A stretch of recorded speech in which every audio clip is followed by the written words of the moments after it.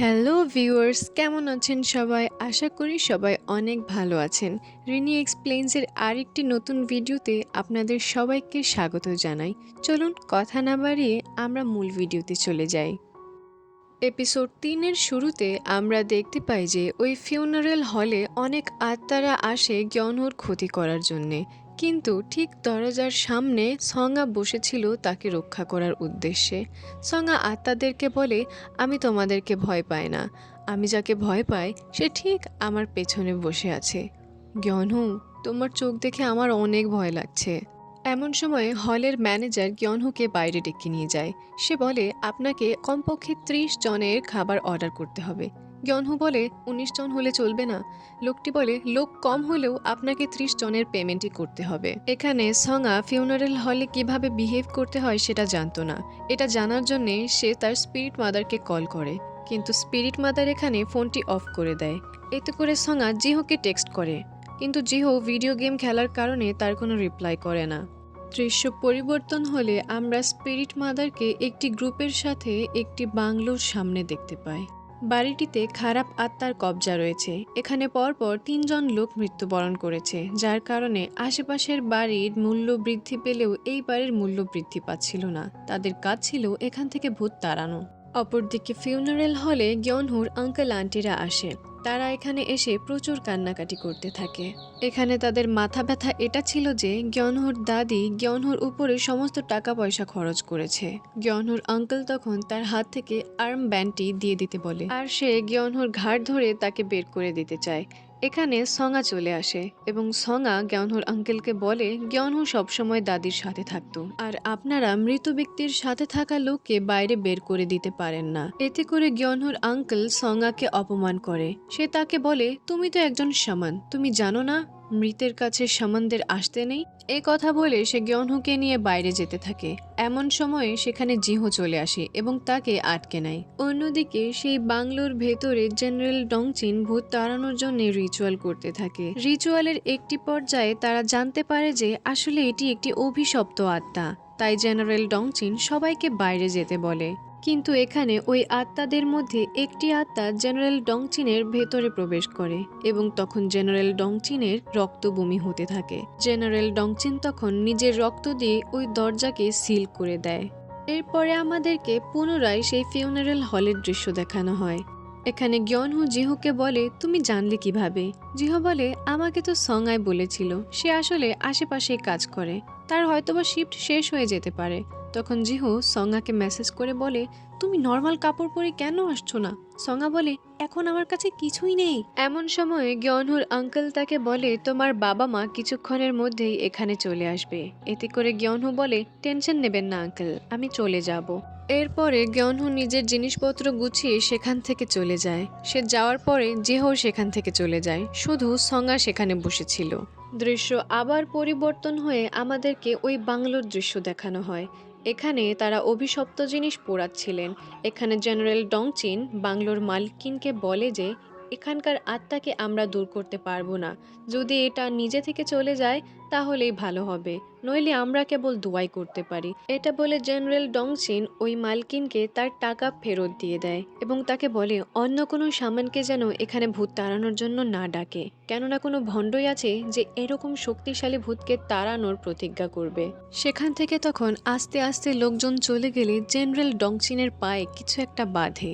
সে সেটা উঠিয়ে দেখলে একটি কানের ঝুমকা দেখতে পায়।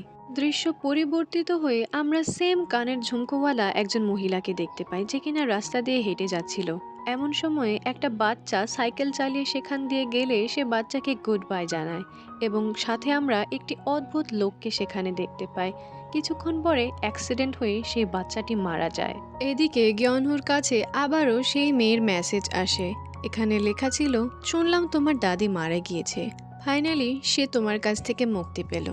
বাড়ি যাওয়ার পরে গ্যনহু তার দাদির স্মৃতি মনে করে কান্না করতে থাকে। পরের সিনে সঙ্গা ফ্লাওয়ার মাস্টারকে ফোন দিয়ে তাকে বলে, আমি জানতে পেরে গেছি যে তুমি ভুল তালিসমান বানিয়েছিলে। এ ব্যাপারে আমি স্পিরিট মাদারকে কিছুই বলবো না যদি তুমি আমাকে আরো কয়েকটা তালিসমান বানিয়ে দাও। কিন্তু ফ্লাওয়ার মাস্টার এখানে মানা করে দিয়ে বলে, তুমি কোনো তালিসমান বানানোর কোর্স করতে পারো। অন্যদিকে আমরা শ্রাইনের দৃশ্য দেখতে পাই। এখানে স্পিরিট মাদার ওই বাংলোর ভূতের ব্যাপারে কথা বলছিলেন। তারা এখানে জানতে পারে যে যেই ব্যক্তিটি ওই বাড়িতে ভূত চালান করেছিল সে নিজের বলি দিয়ে ওই ভূতের শক্তি আরো বাড়িয়ে দিয়েছিল। যে এটা করেছে সে এখন আর জীবিত নেই, সে এখন মানুষের রূপে একটি প্রেত আত্মা। কথা বলার মধ্যে হঠাৎ করে সঙ্গা সেখানে চলে আসে। সে বলে, আপনি কেন আমার কল রিসিভ করেননি? জানেন আমার সাহায্যের প্রয়োজন ছিল। এখানে স্পিরিট মাদার বলে, আমারও তো সাহায্যের প্রয়োজন ছিল। সঙ্গা তখন বলে, আপনি তো কত পাওয়ারফুল, আপনার সাহায্যের কোনো প্রয়োজন নেই। সঙ্গা তখন সাথে থাকা আরেকটি মহিলাকে বলে, প্লিজ আন্টি আমাকে একটু সাহায্য করুন না। আমার প্রথম ভালোবাসা, সে অনেক দুর্ভাগ্যবান এবং তার জীবনের ঝুঁকি রয়েছে। 21 দিনের মধ্যে যদি আমি তাকে না বাঁচাই তাহলে সে মারা যাবে। এতে আমি কি করতে পারি? তখন আন্টি তাকে একটি বই দিয়ে বলে, ভালো যখন তুমি বেসেছো সেহেতু তাকে সাহায্য তোমাকেই করতে হবে। রাতে বেডরুমে বইটি নিয়ে সঙ্গা যখন পড়তে থাকে তখন দেখে এটার ভাষা অনেক কঠিন এবং এটা পড়তে গেলে সঙ্গার 10 বছর সময় লাগবে। সঙ্গা এখানে অনেক টেনসড হয়ে যায়। পরের দিন লাইব্রেরিতে বসেও সে ওই বইটিকে বোঝার চেষ্টা করে, কিন্তু ভাষা এতই কঠিন ছিল যে সে বুঝতেই পারছিল না। জিহু তখন তাকে বলে, ঠিক আছে আমরা অন্য কোনো রাস্তা বের করে নেব। তারা হাঁটতে হাঁটতে করিডোর দিয়ে যেতে থাকলে পেছন থেকে জিহোকে আর্চারি কোচ ধরে ফেলে এবং তাকে একটি সাহায্যের জন্য বলে। সঙ্গার তখন গ্যনহুর কথা মনে পড়ে। সে গ্যনহুর বাড়িতে যায়। গ্যনহু বলে, তুমি এখানে কেন এসেছো? উত্তরে সঙ্গা বলে, আমি আমার একটি জিনিস এখানে রেখে গিয়েছিলাম, সেটাই খুঁজতে এসেছি। তুমি কি কিছু খেয়েছো? কাল তোমাকে ফিউনারেল হলে দেখলাম তুমি কিছুই খাওনি, পানি পর্যন্ত খাওনি। তখন গ্যনহু বলে, তুমি কি করে জানলে? তুমি কি হলে এসেছিলে? সঙ্গা তখন বলে, না না আমি আসিনি, জিহো আমাকে বলেছিল তাই বললাম আর কি। সঙ্গা তখন খাবার বানাতে যায় কিন্তু গ্যনহু তাকে মানা করে, বলে তোমার এসব করার কোনো দরকার নেই। এমন সময়ে সঙ্গা গ্যনহুর ঘরে একটি আত্মাকে দেখতে পায়। এই আত্মাটি তাদের কাছেই আসে যারা মৃত্যুর কথা চিন্তা করে। তখন সঙ্গা গ্যনহুকে নিয়ে অনেক চিন্তিত হয়ে পড়ে। এখানে গ্যনহু সঙ্গাকে সেখান থেকে চলে যেতে বলে। সঙ্গা সেখান থেকে চলে যাওয়ার পরে আবার ডোরবেল বাজে। গ্যনহু বাইরে গিয়ে দেখে এটা জিহো ছিল। জিহো তাকে আর্চারি টিমের ক্লাবের চাবি দিয়ে বলে, এটা টিচার তোমাকে দিতে বলেছিল, আর সেখান থেকে সে চলে যায়। এদিকে স্পিরিট মাদার একটি দোকানে গিয়ে ইয়মহা নামের একটি মেয়ের খোঁজ করতে থাকে যার কাছে এই কানের দুল ছিল। শপের ওনার তখন বলে, সে তো এখন অনেক ফেমাস শামান হয়ে গেছে, তার সাথে কথা বলা এত সহজ নয়। তুমি যদি অনলাইন প্ল্যাটফর্মে তাকে মেসেজ করো তাহলে কোনো রিপ্লাই আসতে পারে। এটা শুনে স্পিরিট মাদার সেখান থেকে চলে যায় আর যাওয়ার পথে বলে, ইয়মহাকে তুমি কোনো কিছু বিক্রি করবে না। স্পিরিট মাদার সেখান থেকে চলে গেলে আমরা জানতে পারি দোকানে আগে থেকে ইয়মহা উপস্থিত ছিল এবং সেই শপ ওনার সেটা জানতো। শপ ওনার তখন বলে, তুমি তো বলেছিলে তুমি খুব শীঘ্রই জেনারেল ডংসনের সাথে দেখা করবে, তাহলে কেন দেখা করলে না? উত্তরে ইয়মহা বলে, আসলে আমাকে আজকে সুন্দর লাগছিল না, আমি আরেকটু সুন্দর হয়ে তার সাথে দেখা করব। পরের দৃশ্যে শ্রাইনে সঙ্গা স্পিরিট মাদারের কাছে এসে তাকে বলে, প্লিজ আমাকে সাহায্য করুন, গ্যনহুর বাড়িতে আমি সুইসাইড ঘোস্টকে দেখতে পেয়েছি। এর মানে গ্যনহু সুইসাইড করার চিন্তা ভাবনা করছে। এতে করে স্পিরিট মাদার বলে, তাহলে তো মুশকিল হয়ে গেল। এটা হলে আমাদের কাছে 2 দিনের মতো সময় আছে, কেননা প্রেতাত্মারা আচমকা হামলা করবে।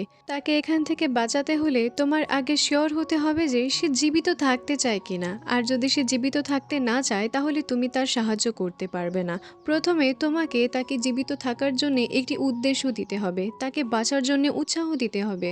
স্পিরিট মাদার তখন সঙ্গাকে একটি বিশেষ তাবিজের ব্যাপারে বলে। এই তাবিজটা ছিল মানুষরূপী তাবিজ, অর্থাৎ সঙ্গা যদি নিজের শরীরে সেই তাবিজের লেখাগুলো লিখে ফেলে তাহলে সঙ্গা নিজেকে একটি তাবিজে রূপান্তর করতে পারবে এবং এই তাবিজটি কাজ করার জন্যে সঙ্গার শরীরের উষ্ণতা গ্যনহুর শরীরে প্রবেশ করতে হবে। এর একমাত্র উপায় হচ্ছে তার হাত ধরা। সঙ্গা এখানে অনেক খুশি হয়ে যায়। সঙ্গা স্পিরিট মাদারকে বলে, আপনি এত ভালো আইডিয়া আমাকে আগে কেন দেননি, এটাই সব থেকে ভালো রাস্তা। সঙ্গা তখন নিজেকে মানুষরূপী তাবিজে রূপান্তর করে ফেলে এবং কিভাবে গ্যনহুর জীবিত থাকার উৎসাহকে বাড়ানো যায় এ ব্যাপারে প্র্যাকটিস করতে থাকে। স্কুল যাওয়ার পথে সে গ্যনহুর বাড়ির সামনে গিয়ে তার জন্য অপেক্ষা করতে থাকে। গ্যনহু বের হলে সে দেখতে পায় সুইসাইড ঘোস্টটি গ্যনহুর অনেক কাছাকাছি চলে এসেছে। এজন্য সে গিয়নহুর সাথে সাথে যেতে থাকে। বাসে উঠে সে গিয়নহুকে তার পাশের সিটে বসতে বলে, কিন্তু গিয়নহু গিয়ে জিহোর পাশে বসে যায়। এতে করে সঙা তাদের পেছনের সিটে বসে যায় এবং দেখে সেই সুইসাইড ঘোষটি বাসে উঠে গেছে। সঙা এতে করে গিয়নহুর গলার পেছনে একটি আঙুল ঢুকিয়ে দেখে ঘোষটি পিছে চলে যাচ্ছে। তখন গিয়নহু বলে, তুমি কি করছো? সঙা বলে, বলো তো আমি কোন আঙ্গুল ঢুকিয়েছিলাম? জিহো তখন একটি আঙ্গুল দেখায়, কিন্তু সঙা বলে, ভুল, আমি আসলে এই আঙ্গুল উঠিয়েছিলাম। এটা দেখে জিহো আর গিয়নহু সামনের দিকে ঘুরে যায়। সঙা লক্ষ্য করে সে একটি বিব্রতকর আঙ্গুলের পজিশন দেখিয়ে ফেলেছে। অপরদিকে স্কুলে বম যখন টিচার্স রুমে যায় তখন দেখে আর্চারি টিচার ক্লাস টিচারের সাথে ঝামেলা করছে। আর্চারি টিচার বলে, গিয়নহু কেন স্টোরেজে আগুন লাগাতে যাবে? সে তো মেয়েদের হৃদয়ে আগুন লাগিয়েছে এবং আমার হৃদয়ে আগুন লাগিয়েছে। এটা শুনে ক্লাসের সবাই অনেক সরি ফিল করে, কেননা তারা অযথায় গিয়নহুর উপরে অপবাদ লাগিয়েছিল এবং তারা সবাই মনে করছিল গিয়নহু তাদের কারণে এতদিন স্কুলে আসেনি।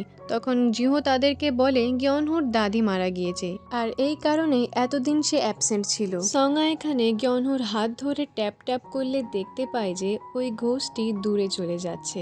এজন্যে সে কোনো না কোনো বাহানায় শুধু গিয়নহুর হাত ধরতে থাকে এবং তাকে টাচ করতে থাকে। শুধু একটা ছোট পাইলেই হইল, গিয়নহুর হাত ধরা লাগবেই। এ ব্যাপারে জিহো তাকে বলে, তুমি কেন গিয়নহুকে বিরক্ত করছো? সঙা তখন বলে, আমি কাউকে বিরক্ত করছি না, আমি নিজেকে মানুষরূপী তাবিজে পরিবর্তন করে ফেলেছি। এজন্যে আমি তাকে টাচ করতে থাকি যাতে করে সেই ঘোষটি তার কাছে না আসে। তখন জিহো বলে, না না, তোমার অন্য কোনো উদ্দেশ্যও আছে। তুমি কি মনে করো আমি কিছুই বুঝি না? তখন সঙা বলে, হ্যাঁ থাকতে পারে। জিহো তখন বলে, তুমি তাকে কেন সব সত্য বলে দিচ্ছ না? তখন সঙা বলে, আমি তাকে বলতে পারবো না, কেননা গিয়নহু সামানে বিশ্বাস করে না। এজন্যে আমাকে সবকিছু লুকিয়ে লুকিয়ে করতে হবে। জিহো বলে, তুমি সবকিছু মন থেকে করছো? তখন সঙা বলে, হ্যাঁ মন থেকেই তো করছি, আমি তো আসল সামান, বুঝলে? যাই হোক, এর পরের সিনে আমরা দেখতে পাই গিয়নহু কোথাও একটা যাচ্ছে এবং তার পিছে পিছে সেই সুইসাইডাল ভূতও যাচ্ছে এবং তার পিছে পিছে আমাদের ভূত মানে সঙা যাচ্ছে, কিন্তু সে দ্রুতই ধরা খেয়ে যায়। গিয়নহু বলে, তুমি আমার পিছু করা কখন ছাড়বে? উত্তরে সঙা বলে, যখন আমি ধরা খাবো তখন তোমার পিছু করা ছাড়বো। এখানে সঙা জিজ্ঞেস করে, তুমি কোথায় যাচ্ছ? গিয়নহু বলে, আমি দাদির মেমোরি হলে যাচ্ছি। দাদির মেমোরি হলে গেলে আমরা দেখতে পাই সঙা গিয়নহুর দাদির ছবির সামনে বাচ্চাদের মতো কান্না করতে থাকে। এখানে সঙা গিয়নহুকে বলে, তুমি আর্চারি কেন জয়েন করছো না? তোমার দাদি তো তোমাকে গোল্ড মেডেল জিততে দেখতে চেয়েছিলেন, তো দাদির এই শেষ ইচ্ছা পূরণ করার জন্যে তোমার অবশ্যই আর্চারি টিমে জয়েন হওয়া উচিত। গিয়নহু তখন তার আর তার দাদির ছবির দিকে তাকালে তাদের কিছু স্মৃতিমাখা অতীত মনে করতে থাকে। গিয়নহু তখন কান্না করতে করতে বলে, হ্যাঁ আমি অবশ্যই আর্চারি টিম জয়েন করব। সঙা দেখে গিয়নহুর সাথে থাকা সেই সুইসাইড ঘোস্ট পিছন দিকে সরে যাচ্ছে। এটা দেখে সঙাও সেখানে কান্না করে ফেলে। গিয়নহু এর পরে আর্চারি ক্লাবে গেলে দেখতে পায় তার ব্যাগটি আগে থেকে রেডি করা ছিল। সে সেখান থেকে ধনুক বের করে একাই প্র্যাকটিস করতে থাকে। পরের দিন ক্লাসে একটি ক্যাম্পেইনের জন্য স্টুডেন্টদেরকে গ্রুপে বিভক্ত করা হয়। সঙা এখানে অনেক খুশি হয়, কেননা সে দেখতে পায় গিয়নহু আর সে একই গ্রুপে ছিল। এখানে হেরি তাদের গ্রুপ লিডার হওয়ার দাবি করলে সবাই এতে রাজি হয়ে যায়। এখানে সঙা দেখতে পায় তাদের একটি ক্লাসমেট দোহিয়নের সাথে একটি ছোট্ট বাচ্চার আত্মা রয়েছে। সঙা এখানে অনেক চিন্তিত হয়ে পড়ে, কেননা ছোট্ট বাচ্চাটির আত্মার দ্বারা গিয়নহুর যে কোনো রকমের ক্ষতি হতে পারে। স্পিরিট মাদার সঙাকে বলেছিল 3 রকমের ভূত থেকে তোমার সবসময় সাবধান থাকতে হবে, হাসতে থাকা ভূত, নাচতে থাকা ভূত এবং বাচ্চা ভূত। এখানে বাচ্চা ভূতের কাছ থেকে বেশি সাবধান থাকতে হবে, কেননা সাধারণত ভূতের সাথে কথা বলে তাদেরকে পাঠিয়ে দেওয়া যায়, কিন্তু বাচ্চারা এখানে কথাই বলতে পারে না। এর পরের দৃশ্যে গিয়নহু আর সঙা বাড়ির দিকে যেতে থাকলে আর্চারি কোচ গিয়নহুকে বলে, তুমি কি কাল এখানে প্র্যাকটিস করেছিলে? গিয়নহু বলে, হ্যাঁ আমি প্র্যাকটিস করেছিলাম। তখন আর্চারি টিচার বলে, ও তুমি তাহলে আর্চারি জয়েন করছো? গিয়নহু এতে মানা করে দেয়।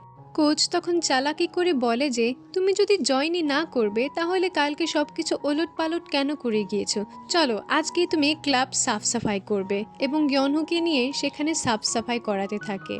এ সময়ে কোচ গিয়নহুকে বোঝাতে থাকে, তুমি 10 বছর ধরে আর্চারির সাথে যুক্ত আছো, যদি এটাকে ছাড়তেই হয় তাহলে বিশেষ কিছু করেই ছাড়ো না। তখন গ্যনহো তার কথা শুনে নতুন উদ্যমে সবকিছু শুরু করে এবং সে গিয়ে আর্চারি ট্রেনিং করতে থাকে। সঙ্গা এখানে দূর থেকে তাকে দেখছিল। সে দেখতে পায় সুইসাইড ঘোস্ট তখন ধীরে ধীরে পিছে চলে যাচ্ছে। এতে করে সঙ্গা অনেক খুশি হয়ে যায়। এরপরে শ্রাইনে বসে সে ফ্লাওয়ার মাস্টারের ইউটিউব ভিডিও দেখে কিভাবে বাচ্চা ভূতের জন্য তালিসমান তৈরি করতে হয় সেটা শিখে তালিসমান তৈরি করে ফেলে। আর পরের দিন সকাল সকাল দোহিয়নের ডেস্কের নিচে এই তালিসমানটি স্থাপন করে ফেলে। এই সময় গ্যনহো ক্লাসরুমে ছিল। সে বলে, তুমি এত সকাল সকাল কি করছো? উত্তরে সঙ্গা বলে, এমনি। তুমি কি করছো? তুমি আর্চারি প্র্যাকটিসের জন্য যাবে? গ্যনহো বলে, না। তখন সঙ্গা বলে, আমাকে মিথ্যে কথা বলো না, আমি জানি তুমি আর্চারি প্র্যাকটিসের জন্যই যাচ্ছ। তখন গ্যনহো বলে, তোমাকে আমি কিছু প্রশ্ন জিজ্ঞেস করতে পারি? সঙ্গা বলে, অবশ্যই। এখানে গ্যনহো সঙ্গাকে জিজ্ঞেস করে, তুমি ইদানিং আমার সাথে একটু বেশি মেলামেশা করছো, রিজনটা বলতে পারবে? সঙ্গা বলে, তুমি বুঝবে না, এটা বন্ধুত্ব। আচ্ছা আমাকে বলো তো, যখন তুমি অ্যারো শুট করো তখন তোমার কেমন লাগে? গ্যনহো বলে, আমার তখন অনেক ভালো লাগে। সঙ্গা তখন বলে, তোমার সবসময়ই এরকম প্রফুল্ল মেজাজে থাকা উচিত। গ্যনহো তখন সঙ্গার সাথে কাটানো প্রতিটি মুহূর্ত মনে করতে থাকে। এদিকে হয়তো বা গ্যনহোর মনে কোনো লাড্ডু ফুটেছে। সঙ্গা তখন গ্যনহোর মাথায় হাত বুলিয়ে দেয়। এতে করে সঙ্গা দেখতে পায় সেই সুইসাইড ঘোস্টটি আকাশে মিলিয়ে যায়। সঙ্গা এখানে অনেক খুশি হয়। সে গ্যনহোকে বলে, আমাকে একটি হাই ফাইভ দাও। গ্যনহো তখন তাকে হাই ফাইভ দিলে সঙ্গা লক্ষ্য করে গ্যনহো তার হাতটি টাইট করে ধরে ফেলেছে এবং নিজের দিকে টানছে। আর এই দৃশ্যের মধ্য দিয়ে এপিসোডটি শেষ হয়ে যায়। ভিডিওটি কেমন লাগলো কমেন্টে জানাবেন এবং ভিডিওটি যদি ভালো লেগে থাকে তাহলে লাইক এবং সাবস্ক্রাইব করে রিনিয়া এক্সপ্লেইনসের পাশেই থাকবেন। দেখা হবে অন্য কোনো ভিডিওতে। ততক্ষণ পর্যন্ত ভালো থাকবেন। আল্লাহ হাফেজ।